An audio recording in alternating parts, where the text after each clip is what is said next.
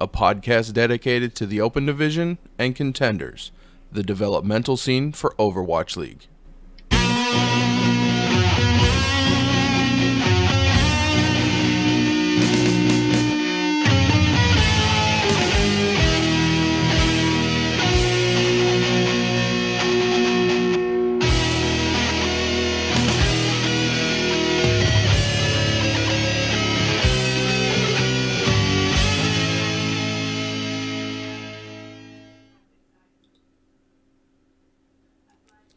And welcome back to another episode of the Blackwatch Report. We have officially made it to double digits. We are on episode 10. I am your host, Thornrayne, and with me, as always, is my co-host, Mr. Kyle Wynn. How you doing, Kyle? Good as always. Fantastic. We're going to start the show off like we always do, just a little bit about what we did this week.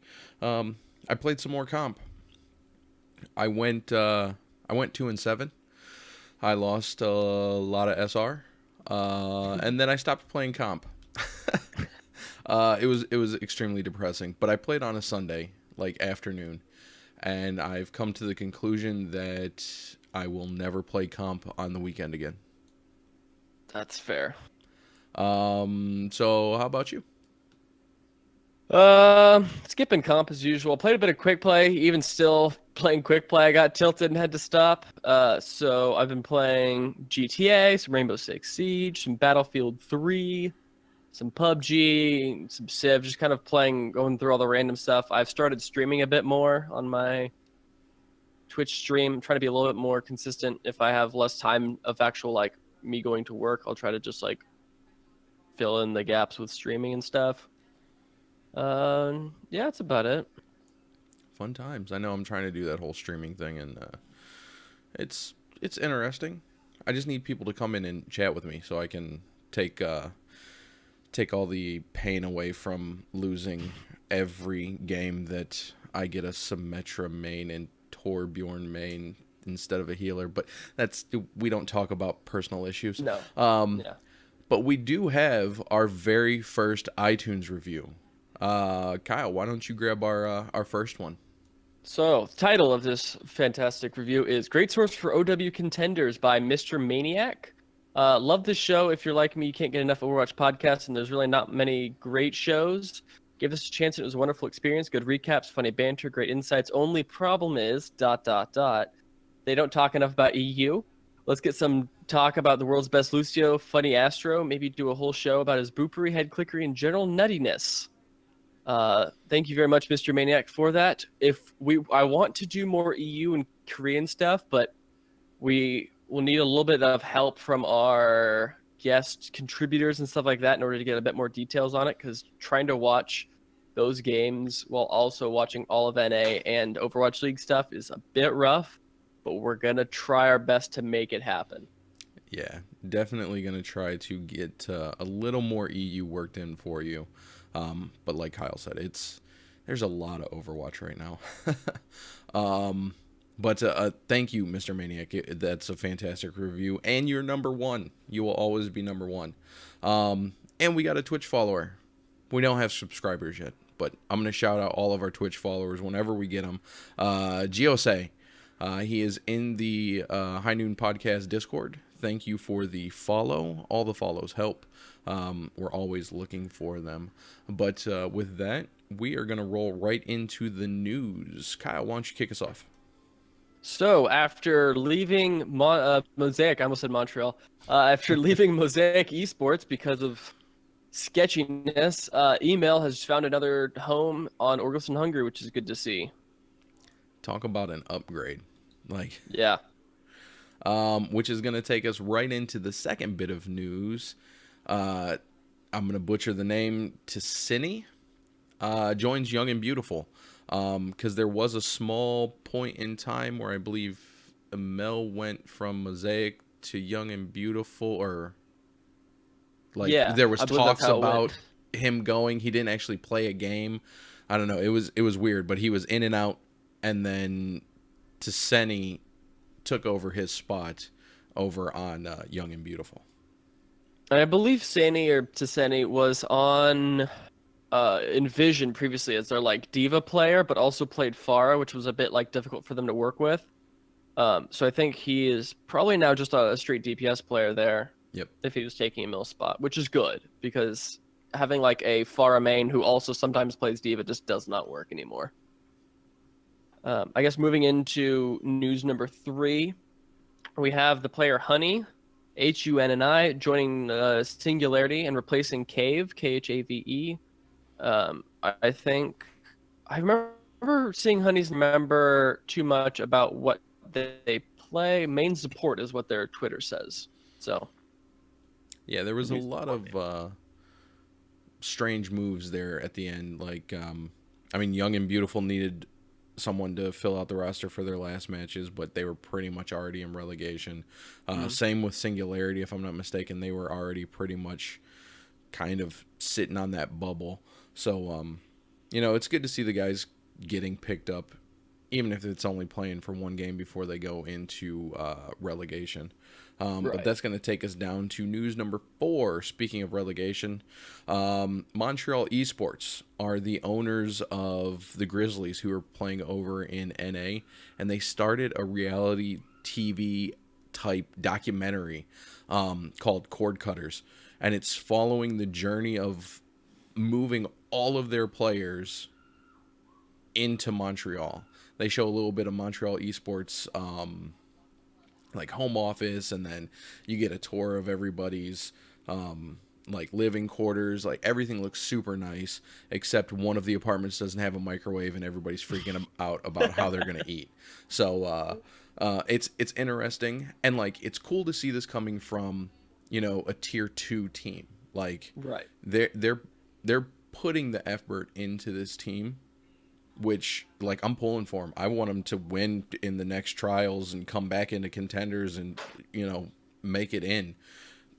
Take care of business, just because it seems like this org is on the opposite spectrum of Mosaic, where they're actually taking care of and providing for their team. But that's enough shade. Why don't you grab number 5? 5 is Aim God, who we just heard got picked up to Boston. Was on Metabellum, so Metabellum is now missing a support role, or if they don't, maybe they had extras. I'm not 100% sure on the Metabellum roster, but we do know that Aim God is now on the Boston Uprising, another Contenders player getting called up. Oh, yeah. And another signing, Mayhem Academy adds more DPS. Apply. Newest member to the Mayhem Academy. I believe he's a Genji specialist. Not so much specialist, but that's pretty much what his number 1 character is. These teams are beefing up going into the playoffs to make sure that they have everything covered that they need. So Kyle, why don't you grab the last bit of news for us?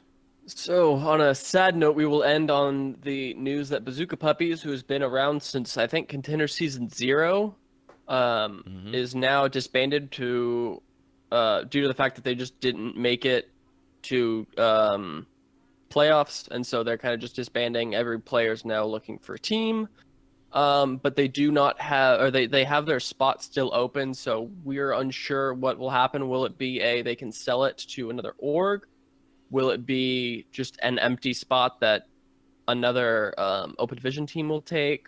Who knows? We will see, I guess. Yeah, the weird things that will happen with spots being sold and traded and everything like that. That was the first thing I thought when they disbanded. It's like, you guys got a spot in trials. Like, why not stick together for at least trials, or sell it? You might be able to make a little bit of money on top of the money that these guys made playing in Contenders, which we'll talk about a little bit later. But we're gonna roll into the quick play. I'm gonna take care of the EU for us. So we've got Orglis and Hungary falling to Angry Titans in a 3-1 loss.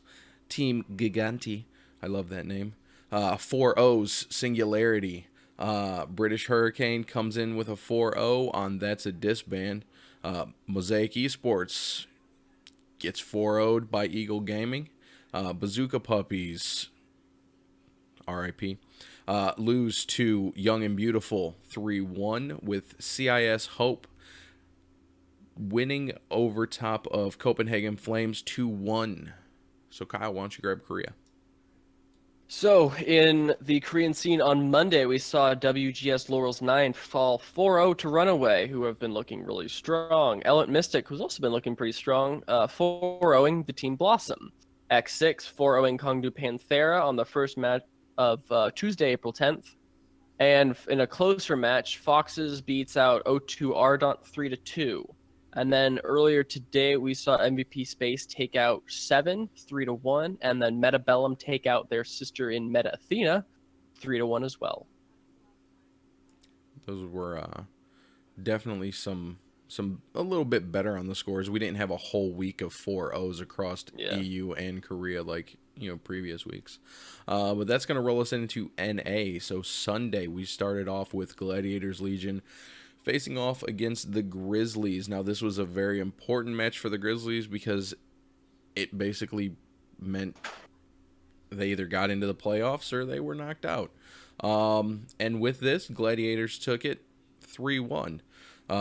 I had Gladiators going 3-1. Kyle had Gladiators going 4-0, so we both got the win on this one. Kyle, why don't you take away our analysis on this week's deep dive? I can't speak. So we will deep dive into Nepal, where we saw, man, this is just a tongue twister day. We saw Grizzlies actually take Village, Legion took Shrine, and then Grizzlies got up their first map win by taking Sanctum.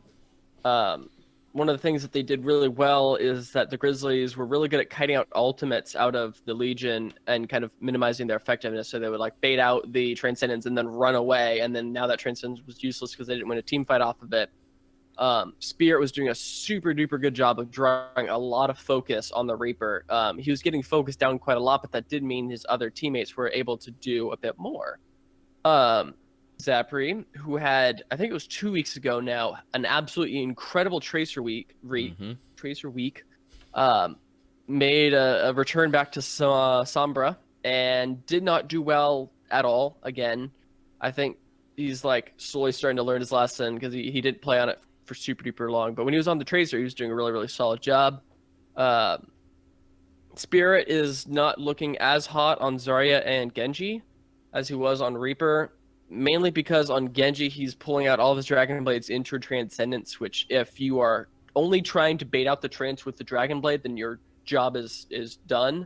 But I feel like maybe that's not the most optimal way. I feel like it's totally doable to draw out a Trance without having to pull the Blade, and then once the Trance is out, then Blade, like we saw Who Are You Doing? Lastly, on Zarya, he is just not looking very hot. He is Jesus Christ. Okay, I gotta explain this real quick. So my cat is obsessed with sleeping on top of the stove, and continually falls off mid-sleep and bangs into the top of the stove. So that's what the continual banging is. I'm sorry about that. That's all right. I have 3 cats, and I'm actually shocked that I don't have one crawling on my desk right now. So I feel your pain. That's fair. Anyways, back to Gladiators Legion now. There was the They knew that there would be a tank cup on Village, and then they ran Junkrat into it, and got Riptire in 30 seconds, which was amazing to see because they know that like Grizzlies have a certain thing that they do on certain places. Gods also had the most clutch defense matrix I've ever seen, where this was on Shrine, and we saw Zapri coming around the corner, like right up to where the stairs are, and EMP, and Rolf got hit by the EMP, but Gods was slightly around the corner, so he popped back, immediately hit the defense matrix, and then as everyone else was trying to shred into Rolf, the defense matrix basically saved his life, which was super duper good to see. That's like God tier, or God's tier, I guess, for that matter, Peel, which is always really good to see. Blase has been killing it on the Junkrat, specifically on Hollywood. Rolf has been getting absolutely better and better at shutting down Tracers, so he kind of didn't let Zapri do too much, which was pretty good to see. And one of the things I did notice about their support core is that they really focus on pocketing the tanks. So the DPS have to play a little bit less aggressive because the tanks are going way deeper. So the DPS are kind of just staying on the sides and trying to get picks wherever's advantageous. But most of the support and healing and focus is around the tanks to get those picks, which is kind of interesting. And Corey's been having a pretty decent week as well. Looks solid on the Widow. Won the Widow v Widow versus Zapri on Junkertown and had a huge pulse bomb on Horizon as they were coming down the stairs from that upper left-hand side. All grouped up, triple kill. It was really, really good to see. Oh, yeah. You covered most of my points that I was going to cover. The fact that Gods is a god on tanks. I mean, this is what they did on Shrine is exactly why we put this tank duo as the number one. The EMP comes out. Gods was able to stay on the outside of it and just jump right down in front, hit his defense matrix, and just eat everything. And then they clean up the whole team.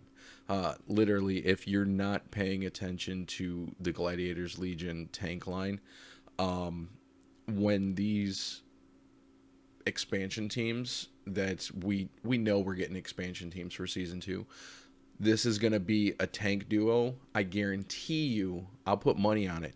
Today's date, 4/11/2018, they will get picked up as a duo. They will not separate these two. So we'll see them in OWL together because of all of the tape on Contenders Twitch channel of these two playing together. But like you said, Blase consistently getting double kills with his Riptire. There was one on, I believe it was Horizon. He gets a 2-kill with the Riptire and then jumps down from his perch and just takes out 2 more with his regular cannon like it's nothing. So Blase was doing fantastic things on the Junkrat this week. And like you said, Corey he had a good week. Like, there wasn't too flashy, other than the 3K on Horizon, which was basically what took that point for them.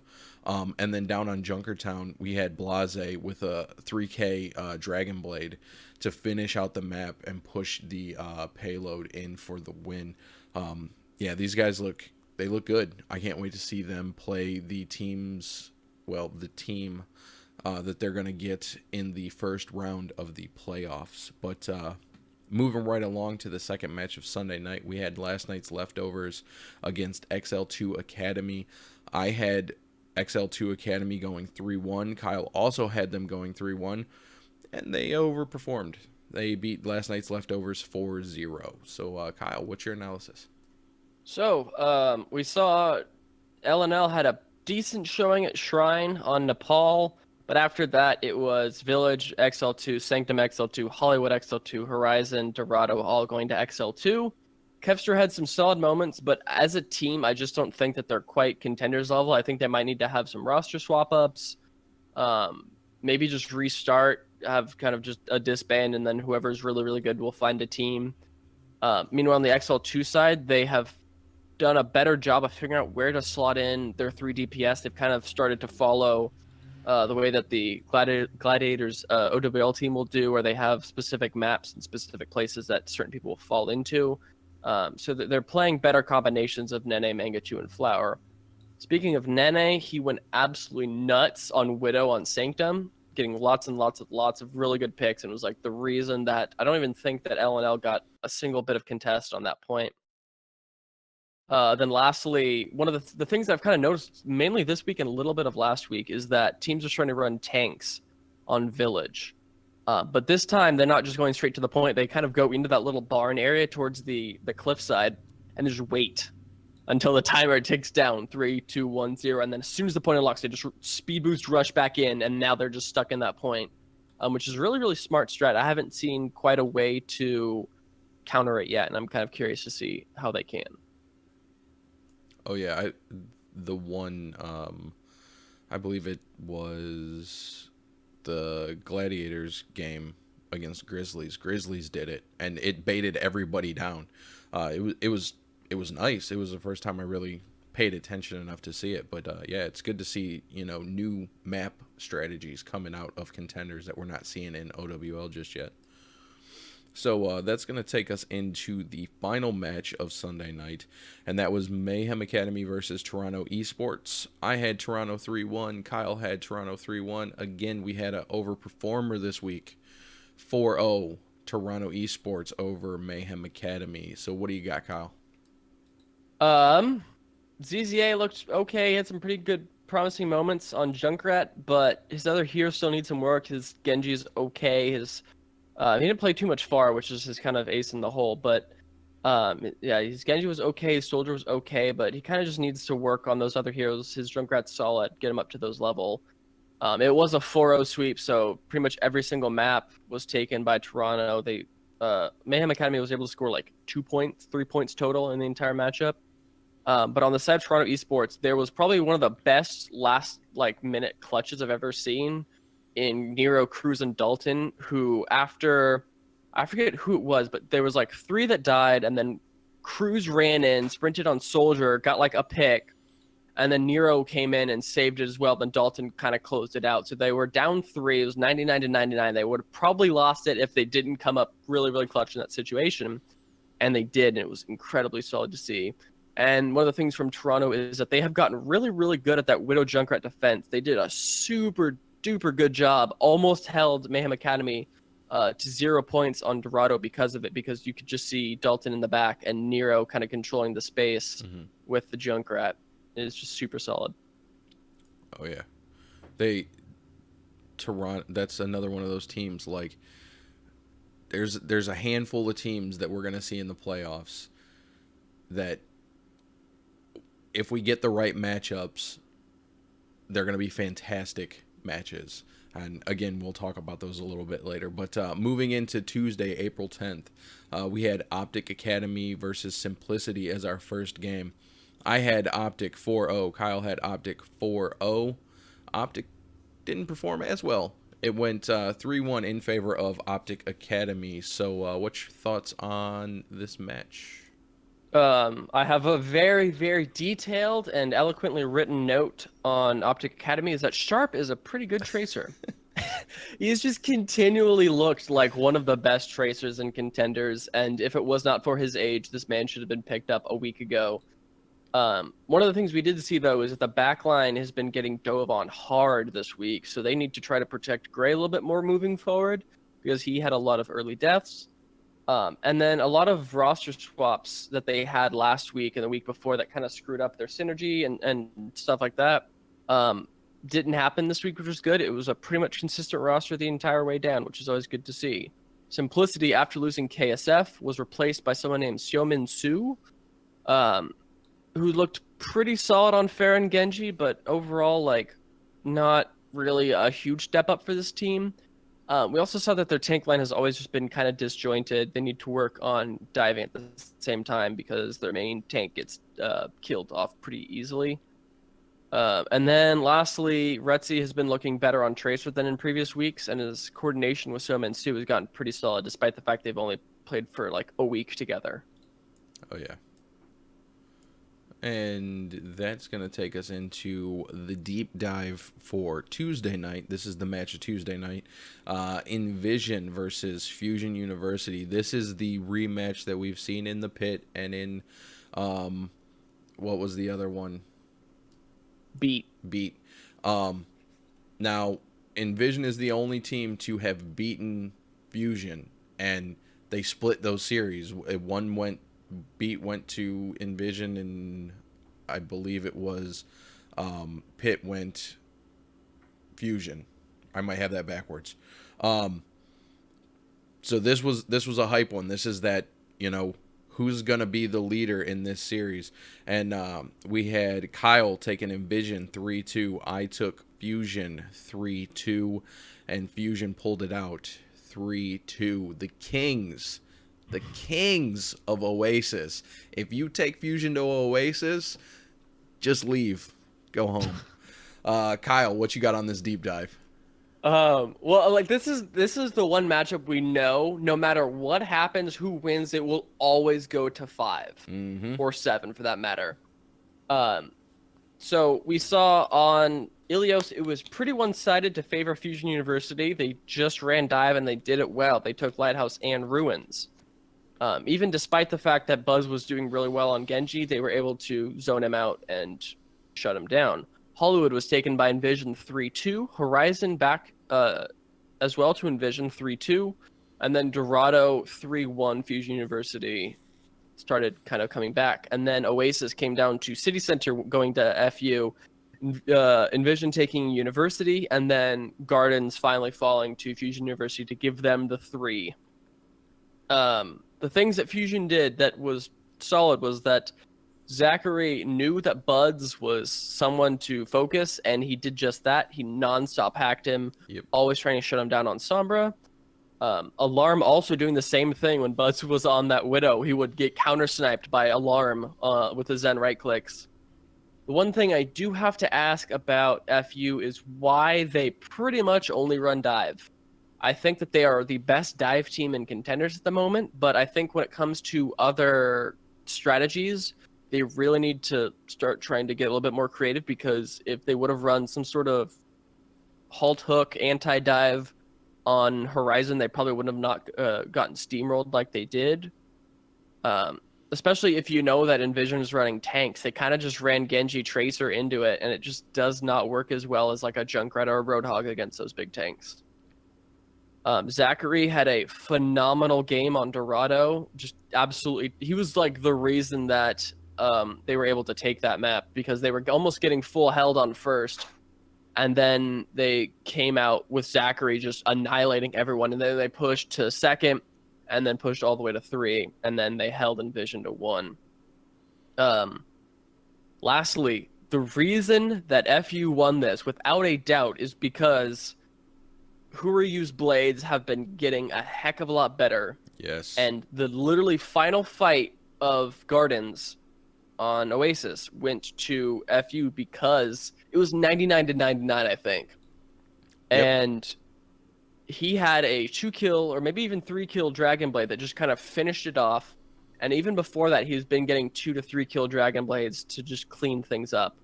On the Envision side, Buds got focused hard, but really went ham on Widowmaker on Hollywood, which was good. They had a really overly aggressive defense on Hollywood that kind of got him steamrolled through most of it. Joro has been looking his best when he's on Genji. His Junkrat is pretty good. His Sombra is okay, but really when they run Genji Tracer, Envision looks really, really solid. So I think they should probably focus on that a little bit more. And then Envision has kind of figured out how to beat Fusion on 2CP. They played tanks on Horizon. It was just non-stop aggression, which when you're playing against a team like FU, who are also incredibly aggressive, if you're running tanks, you can afford to be even more aggressive than them. And you're having to force FU to play defensively, which is not their strong suit. So that was a super solid coaching decision and just a good read on the team as a whole. And then they're another team who also runs the Junkrat Widow super duper well. That's the reason that they were almost able to finish full hold on Horizon or on Dorado first. Oh yeah, it was nonstop excitement through this. Like you were saying, who are you? Now, early on, he had a couple blades that completely whiffed. He had a few that he'd pop his blade and he really wouldn't get anything, but he generates the blade so quickly that it really didn't matter that he used a blade simply to zone people away a little bit, because in like a team fight and a half, he'd have another Dragon Blade, and then he's getting, a 2K or a 3K. A couple things on Horizon, you were talking about the tank line of Envision. They were doing the tank comp, and they were it was like a train just rolling right into the front of Fusion University. And as they're coming into second point on the first time that they got their attack, Zachary hit a nasty EMP and just shut everybody down. Like, without Zachary's EMP, I know the map still went to Envision, but they had a fighting chance after Zachary's EMP. So Zachary is doing a little bit. He's one of the better Sombras down in Contenders. Absolutely. Because we see a lot of Sombra play in Contenders, and quite a bit of it is mediocre at best. But they couldn't stop the tanks all the time on the side of Envision. But over on Dorado, who are Yu's blades? This is where his blades just picked up. There was one. It was a team up with Zachary and Who Are You to get that first point. He popped his blade, literally in overtime as the payload is sitting in front of the door and got both of the tanks. And as soon as he got both of the tanks, Zachary just blinked in and was like, boop, boop, boop. You know, one of the supports, and I think both of the DPS, and then I think it was Crimzo that was left. I think I didn't write down who was left in my notes. Had to back out, and then they went on the hunt and got him back on the road. But it was like, it was a thing of beauty. And then the final point in Dorado, Fusion going in on it. Oh, where did my note go on this? They had literally the perfect like stagger alt economy. Just they didn't stack their alts to the point where they blew them all at once, because they just had a steady stream of Envision coming out, and they were able to prolong their life long enough to get the stagger broken up that Envision couldn't recover from it. So they played Dorado literally perfectly after they got past the first point. The first point was kind of their kryptonite. And then, like you said, Who Are You? Just that blade at the end of Oasis was absolutely insane. But on the side of Envision for Oasis, they ran somewhat of an interesting comp. We've seen them run it before, but they ran Sombra, Winston, Tracer, Moira, Diva, Lucio. They ran it on the first point, and it didn't work at all. And then they ran it into the second point, and it wasn't working. And then they switched off of that and took University away from Fusion. So I don't know the thought process behind staying on a comp that you got destroyed on in the first point, but after the switch up, it went their way. I can't wait to see, because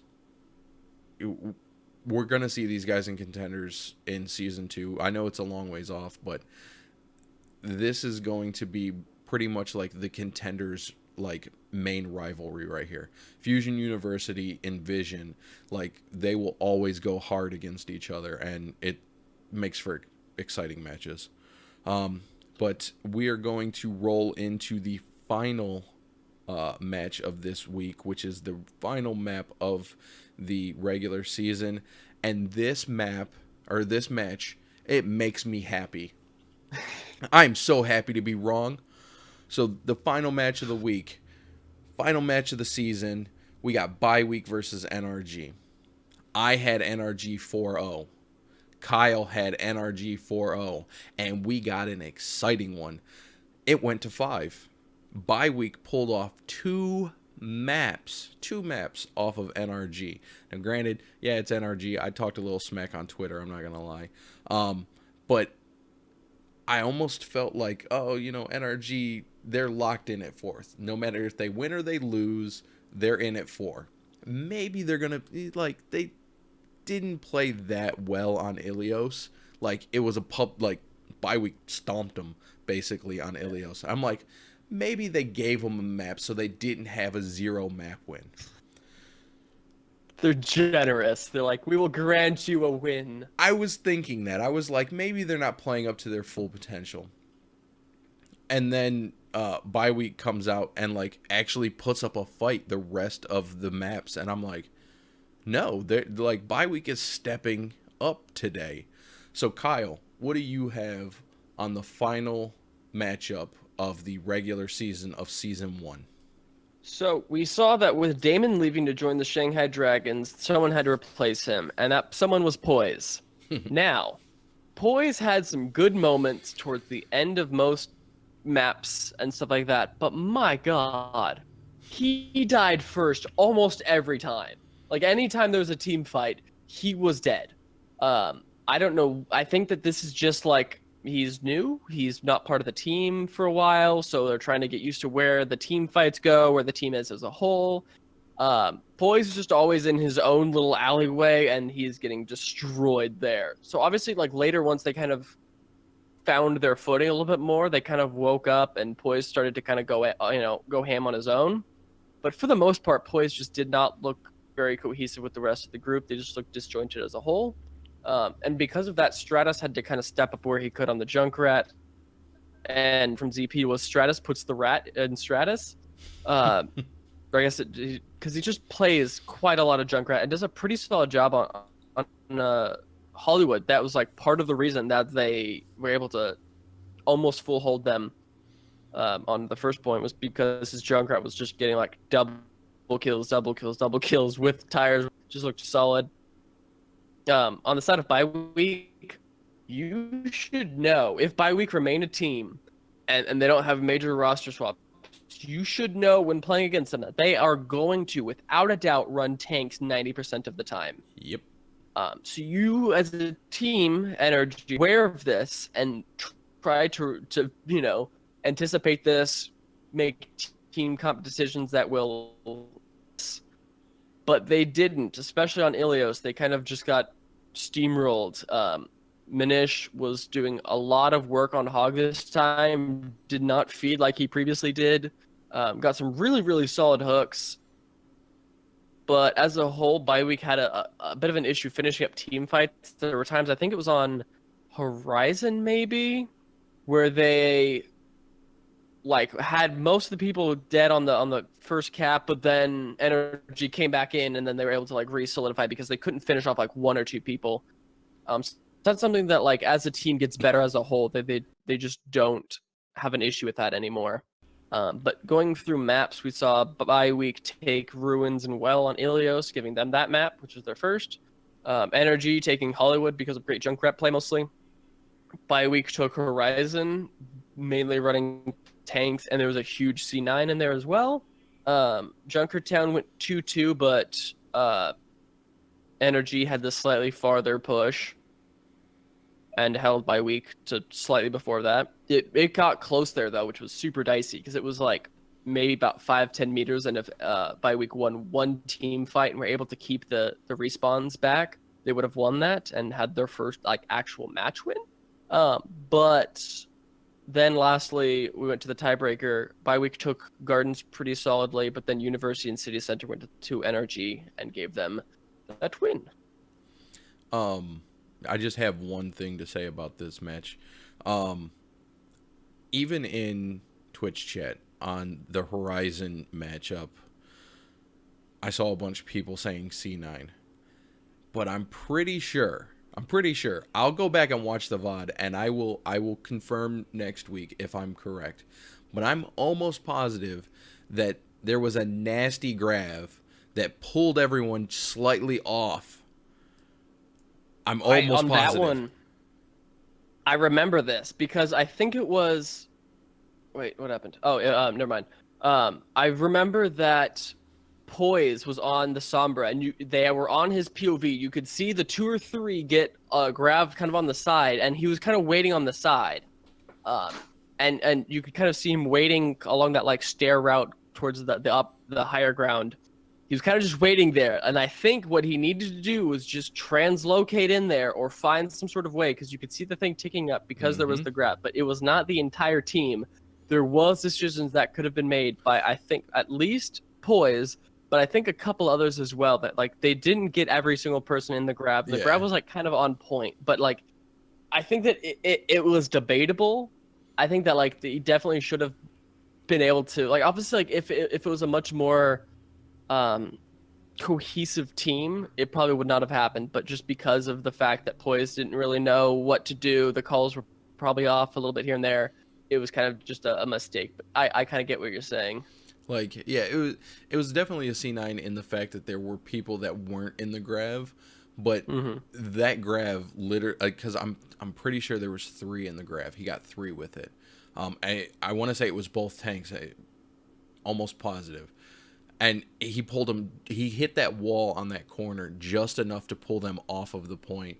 And right, watching the timer tick down, I didn't even think Poise could have thrown his translocator in there. But as we saw this whole match, he just wasn't poised to play this game.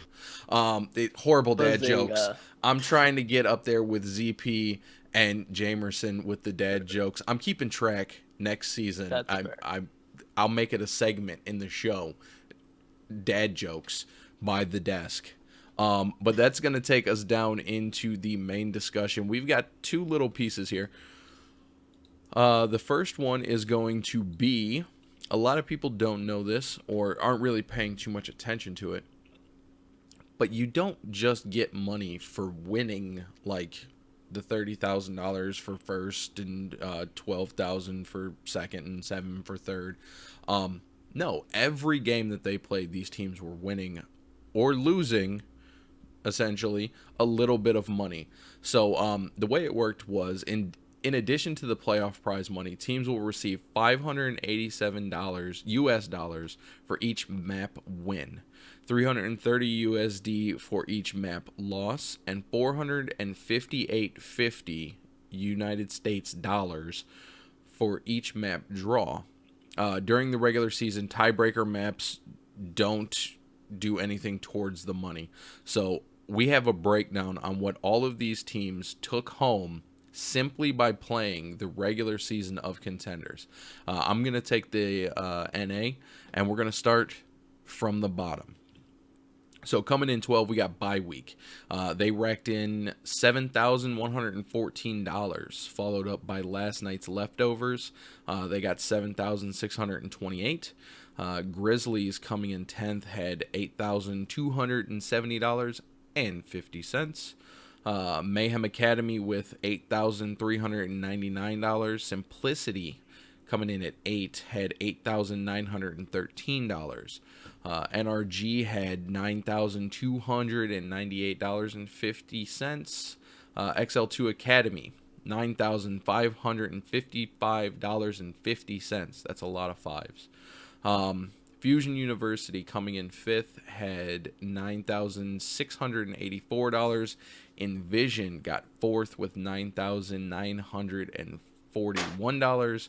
Optic Academy coming in 3rd had $10,069.50. Gladiators Legion, $10,198.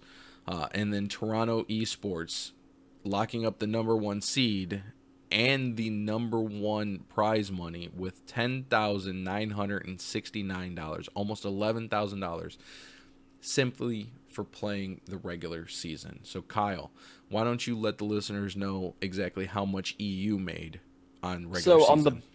On the bottom end of this, and this will be in USD, I'm not going to try to convert this to the euro. Sorry, you can do that on your own. That's a disband on the very bottom of everything. Got $7,114. Bazooka Puppies got $7,628. Mosaics and Singularity both got $7,885. Young and Beautiful got $8,656. Giganti at 7th place got $9,427. Copenhagen Flames at 6 got $9,812.50. Orgelson Hungary got $9,941. British Hurricane $10,198. Both Angry Titans and CIS Hope got $10,455, and Eagle Gaming at the number 1 spot got $10,583.50. It's just good to see that even the teams that ended up only getting 2 map wins the entirety of the first season, you know, because I think that's a disband pretty much got the exact same record. They had the same prize money. You know, they still made money doing this. Just a nice little incentive. But some of them, I mean, Toronto and Eagle Gaming, you know, Gladiators, Angry Titans, CIS Hope, like 10 grand, man, just to play in the regular season, 5 weeks. But that's going to roll us into the second portion of the main discussion, which is just going to be a quick recap of the playoff rules and what we can expect for next week. Unfortunately, we don't have the official matches, but we kind of have an idea. We'll get into that here in just a second also. So the playoffs. Each region will feature a single elimination bracket style playoff consisting of the top 4 teams from each Season 1 regular season group.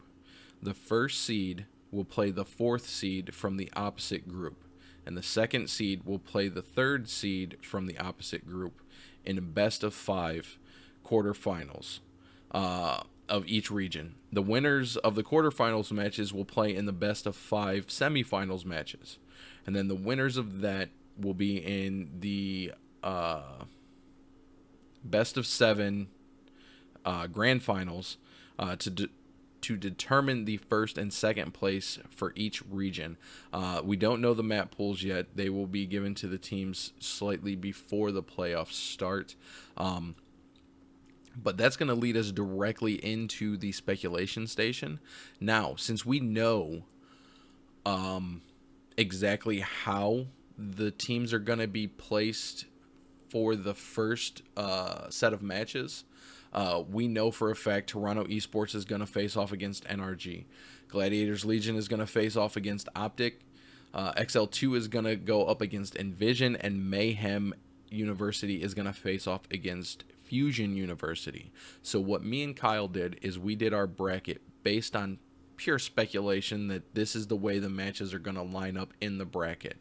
So with that being said, I'm going to let Kyle relay his bracket, and then I'll relay my bracket. We're going to give you the map score, what we believe our map scores are going to be just for the first round, because we're not 100% sure how the second round will play out. Kyle, so why don't you take that away?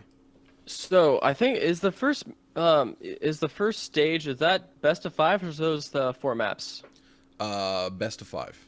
Okay, then in that case, I'm going to change some of these a little bit.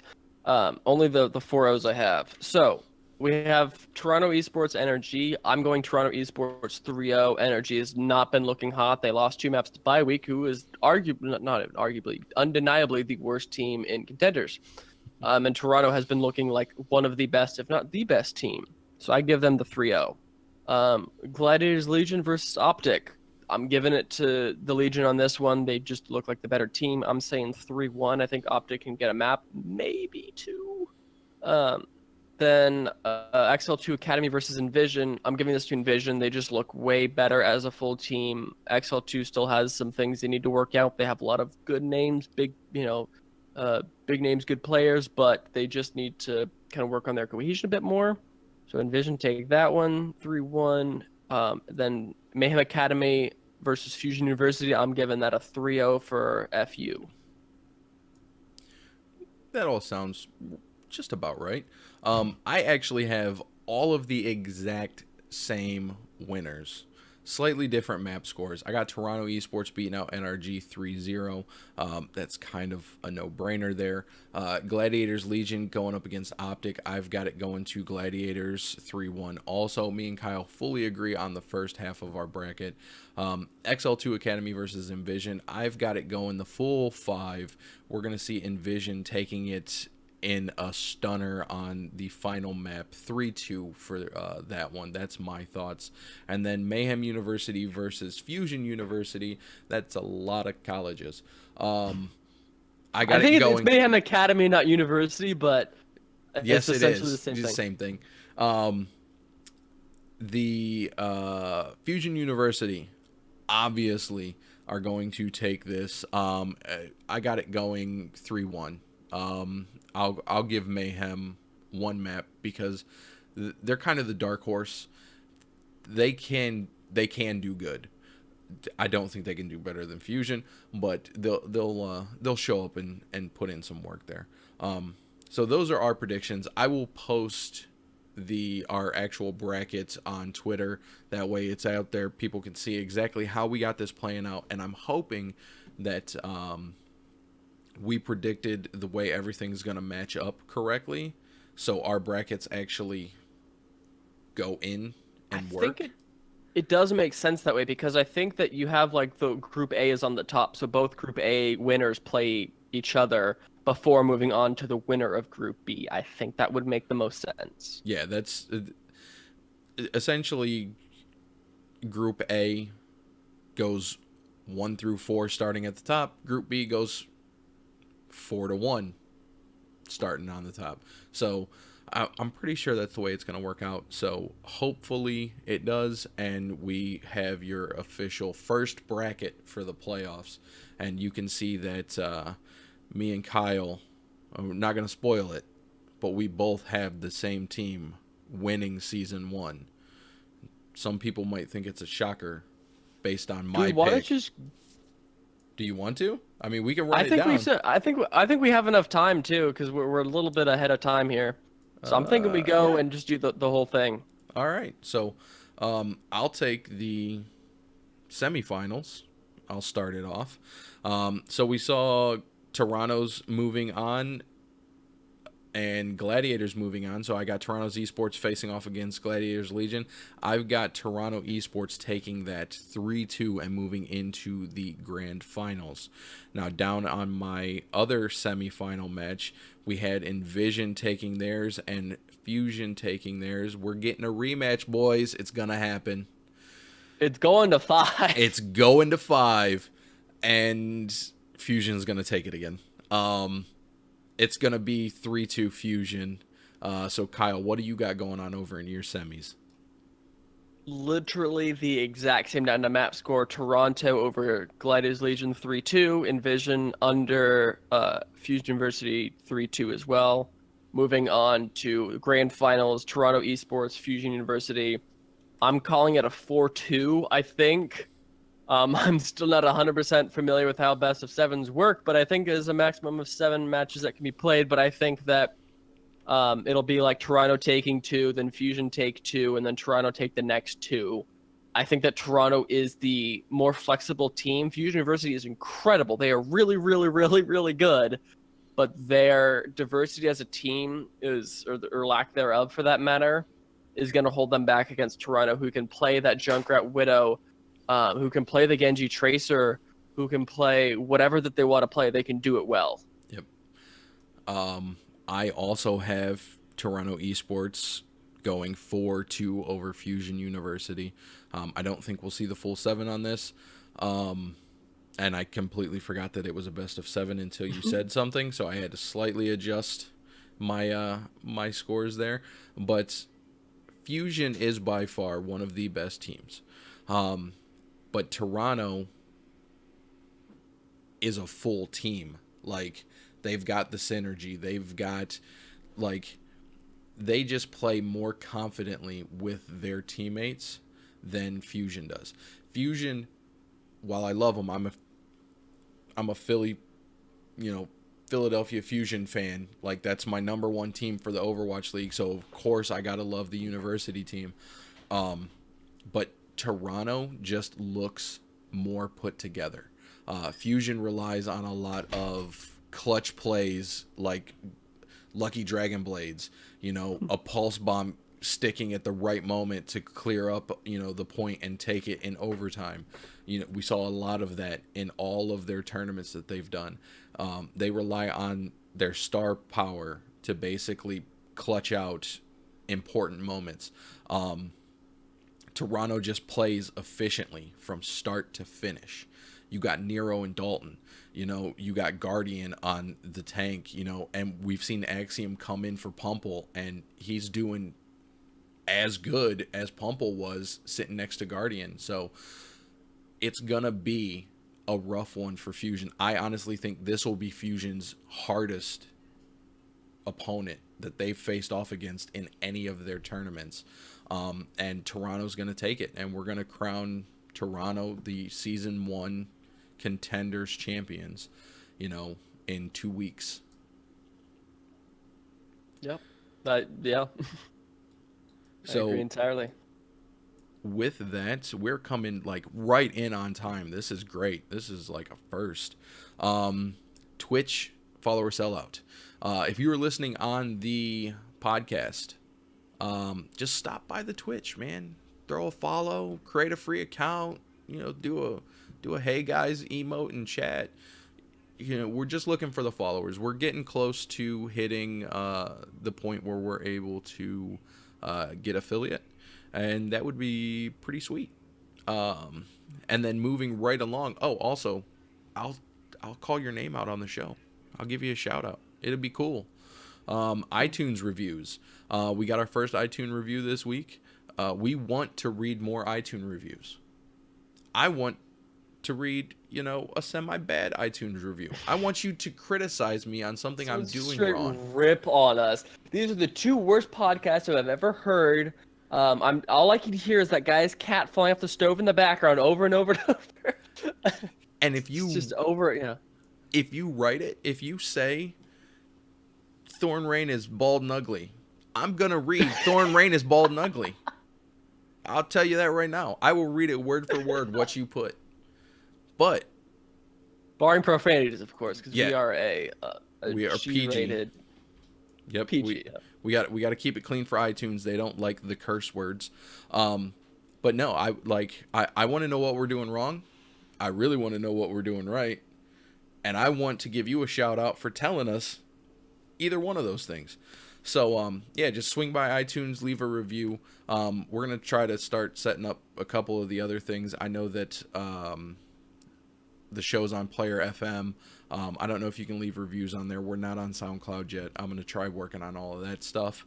But that's going to wrap it up for tonight. So, Kyle, where can they find you on the interwebs? You can find me at two places and two places only, kind of a third.